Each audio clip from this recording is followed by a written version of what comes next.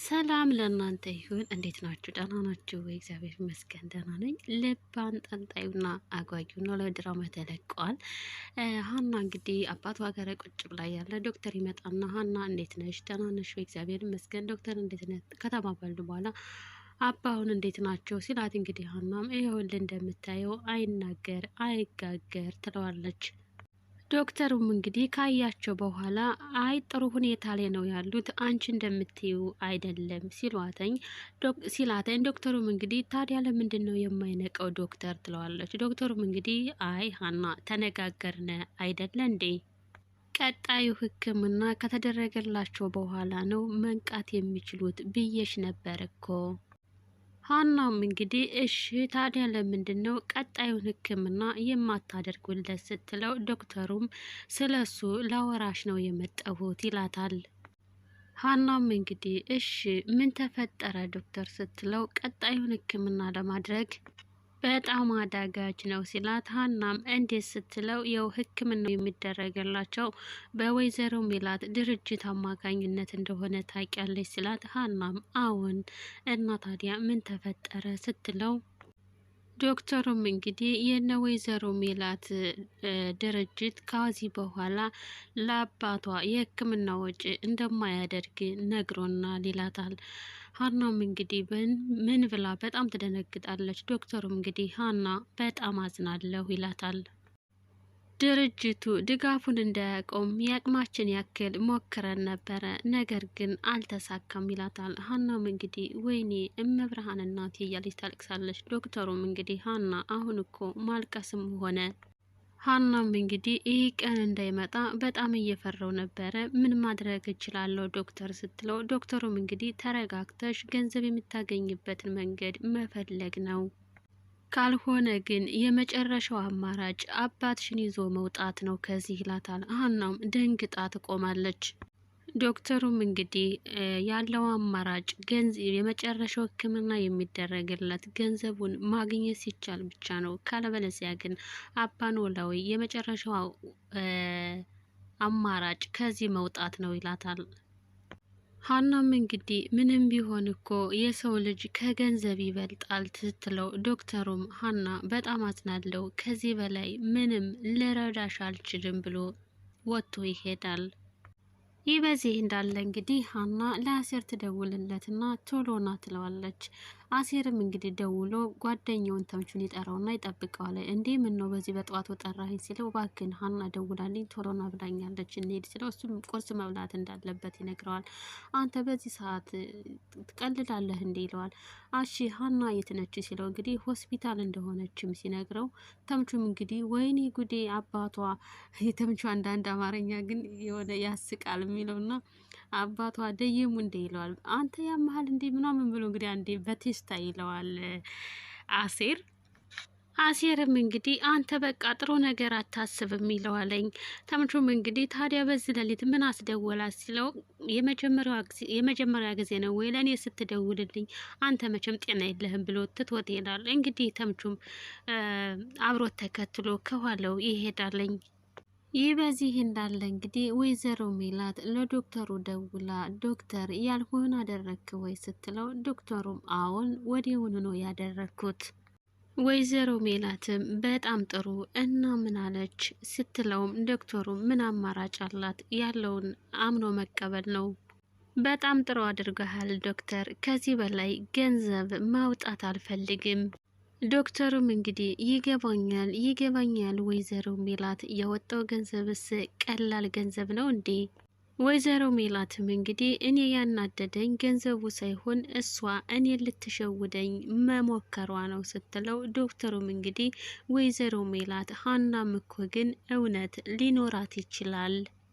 ወይዘሮ ሜላትም ምን እውነት አላት? ምንም እውነት የላትም። ሆን ብላ እኔን ለመሸወድ ያደረገችው ጥረት ነው። ዶክተሩም እንግዲህ በበኩሉ ምን ዘመንም ከፍቷል። አንዳንድ ሆስፒታሎች መጀመሪያ ገንዘቡ ዝቅ አድርገው ይነግሯቸውና ሕክምና ከጀመሩ በኋላ የትም አይሄዱም ብለው ገንዘቡን ይጨምሩባቸዋል።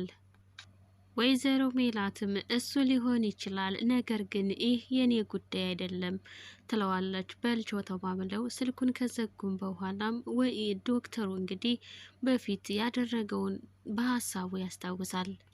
መቶም እንግዲህ አቶ ኖላዊ የሚያሳክማቸው የወይዘሮ ሜላት ድርጅት እንደሆነ የሕክምናው ወጪም 400 ሺህ ብር እንደሆነ ነገር ግን በጥፍ እንዲያደርገው ሲነግረው ዶክተሩም እንግዲህ የሙያ ስነ ምግባሩ እንደማይፈቅድለት ሲነግረው እኔ እኮ ላንተ ብዬ ነው እንጂ ብሎ በሽጉጥ አስፈራርቶ እጥፍ አድርጎ እንዳስቀየረው ዶክተሩ በሀሳብ ተመልሶ ወደኋላ ያስታውሳል። ይህ በዚህ እንዳለ እንግዲህ ተምቹና አሴር አባ ኖላዊ ጋር ይሄዳሉ። ሀናም እንግዲህ ወዲና ወዲህ እያለች በጣም ደንግጣ ነበረ። አሴርም ምን ሆነች ነው ሀኒ ሲላተኝ አሴር ዘገየህ እኮ ትለዋለች። ተምቹም እንግዲህ እረ እዚህ ጋር ሰው አለ ይላታልና ሰላም ትለዋለች። እንግዲህ ምን ሆነች ነው ይላታለኝ። አላልሁህም እንዴ ፋየው እንግዲህ ፋየው ደይመው ነው ይለዋል። አንዳንዱ የተምቹ አማርኛ ግን በጣም ነው የሚያስቀውና ይለዋል። እንግዲህ አሴርም አንተስ ሲባክን ዝም በል። አሴርም ሀና ምን ተፈጥሮ ነው ሲላተኝ ሀናም አሴር ሰዎች እኮ አናሳክምም አሉኝ። አሴርም እንግዲህ የቶቹ ሰዎች ሲላተኝ የምሰራባቸው ሰዎች ናቸዋ።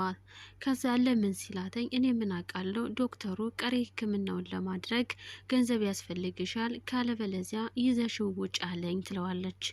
አሴርም እንግዲህ በጣም ይደነግጥና ታዲያ ምንድን ነው የሚሻለው ስትለው አሴር አንተ ከዚህ አባዬ ጋር ተቀመጥ እኔ የሆነ ቦታ ደርሼ ልምጣ ብላ ወጣ ትሄዳለች። አሴርም እንግዲህ ተምቹን አንተ ከፋዘር ጋር ሁን ብሎ ተከትሏትኝ ይወጣል። እንግዲህ ተምቹም እየተመታ ፋየው እያለ ይጠራቸዋል። እንዴ ደይመዋል እንዴ ጭራሽ እኔን ከአስከሬን ጋር ነው እንዴ ጥለውኝ የሄዱ ይላለኝ። ይህ በዚህ እንዳለ እንግዲህ ወይዘሮ ሜላት ኩሽና እየከታተፈች ርግብ ትመጣና እንዴ ማየ ምን እያደረግሽ ነው ስትላት መቼ ሀና ትመጣ ለእናንተ ለልጆች ቁርስ ለስራ ብዬ እኮ ነው ስትላት እንዴ ማየ ባትመጣስ እኔ እሰራዋለሁ ትላታለች። እናትም አይሆንም ስትላት በቃ ላግዝሽ ተባብለው እየሰሩ እያለ በዚሁ ሙያ ታስለምጅኛለች ስትላት እናትም እስካሁን ሙያ አልለመድሽም ወይ ስትላት ለምጃለሁ ግን የእናትን ሙያ የሚያክል ያህል ነገር የለም ትላታለች። ከዛ እማዬ የሆነ ነገር ጠይቅሽ ነበረ ትላታለች። እናትም ምንድነው ስትላተኝ ስሜን ልቀይር ፈልጌ ነበረ ከእርግብ ወደ ሀሴት መስፍን ብዬ መቀየር እፈልጋለሁ ትላታለች። እናትም ለምን የነዲ ስትላተኝ እኔም ነጻነቴን እፈልጋለሁ ከእርግብ ወደ ሀሴት መስፍን መቀየር እፈልጋለሁ።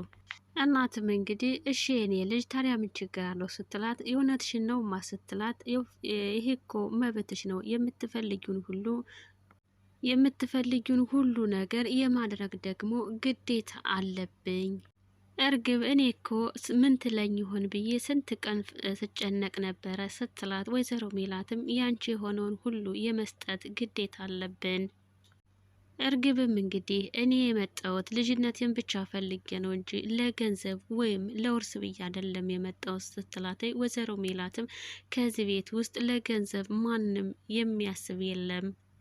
እርግብም እንግዲህ እሱንስ ከዚህ በነበርኩባቸው ቀናቶች አይቻለው በጣም መልካም ቤተሰብ ናችሁ ስትላት ወይዘሮ ሜላትም ያንቺን መልካምነት ማን በነገረሽ ሀሴትዬ ትላታለች። ይህ በዚህ እንዳለ ሀና እንግዲህ ወደ ወይዘሮ ሜላት ቤት እየገሰገሰች ነበረ። አሴርም ከኋላ ተከትሎ ይደርስባትና ሀና ወዴት ነው የምትሄድ ሲላተኝ ገንዘብ ፍለጋ ትለዋለች። ወዴት ስትለው ወደ ምታሰራኝ ሴትዮ ነዋ እግሯ ላይ ተደፍቼ እለምናት አለው ስትለው አሴርም በፍጹም አይሆንም ክብርሽን መጣል የለብሽም ሲላተኝ ሀናም እንግዲህ ለእኔ ክብሬም ምንም አባቴ ነው ከሱ የሚበልጥብኝ የለም ተወኝ አንተ አባት ቢሆን እንደዚህ አትለኝም ነበር ትለዋለች።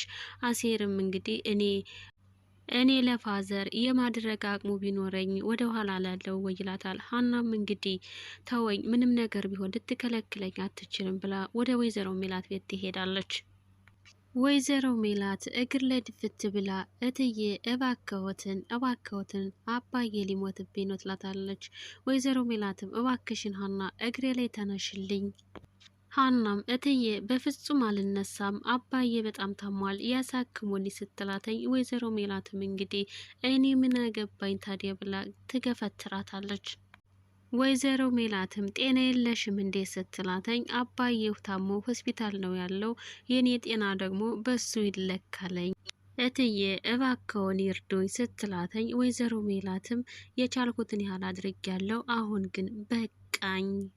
ሀናም እትዬ አቃለው አስቀይሜዎታለሁ፣ ግን 200 ሺህ ብር ለሶ ምንም እንዳልሆነች አቃለው፣ እባክዎትን ይርዱኝ።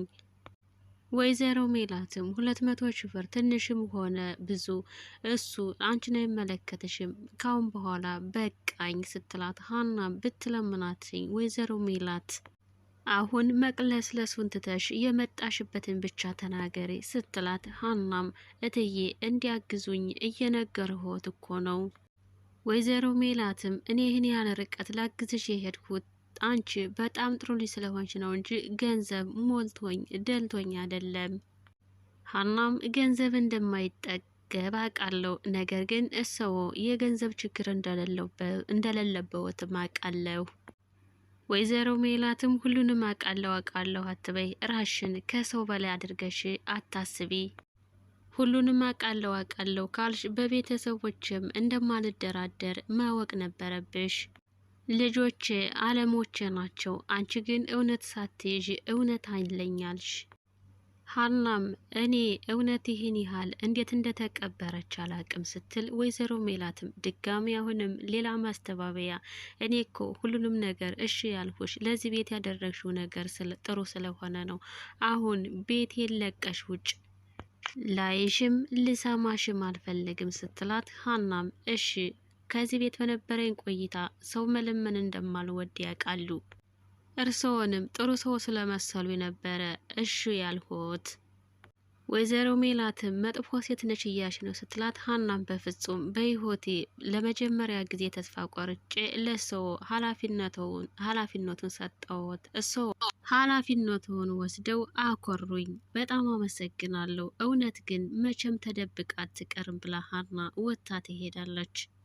ለዛሬ ይሄን ይመስላል። ቀጣዩን በሌላ ክፍል እናየዋለን። ሰላም ለሰው ዘር በሙሉ። ላይክ፣ ሸር፣ ሰብስክራይብ በማድረግ አበረታቱኝ።